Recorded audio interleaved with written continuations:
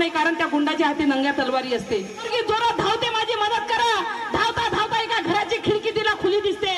त्या खिडकीतून ती बघते, जशी बघते तशी जाते त्या घराच्या दरवाजावर हात देते. दरवाजा खोलते, बाईला आत घेतात. दरवाजा लागते, रात्र निघून जाते, दिवस निघते. दिवस निघाल्यावर ती पोरगी घराच्या बाहेर निघते आणि घराच्या बाहेर निघाल्यावर त्या पोराला म्हणते, दादा धन्यवाद रे, तू माझा जीव वाचवला. तो मुलगा म्हणते, जाण्याच्या पहिले ताई माझ्या प्रश्नाचं उत्तर देऊन जा. ती एकटी, मीही एकटा, तूही जवान, मीही जवान, तूही सुंदर, मीही सुंदर. त्याच्या जागेवर जर मीच तुझ्यावर बलात्कार केला असता तर कोण्या विश्वासानं माझ्या घरात आली. ती मुलगी बोलली, अरे दादा, धावता धावता जेव्हा मी तुझ्या खिडकीतून वाकून बघितलं, तुझ्या खिडकीतून जेव्हा बघितलं, तेव्हा तुझ्या भिंतीवर मला डॉक्टर बाबासाहेब आंबेडकरांचा फोटो दिसला.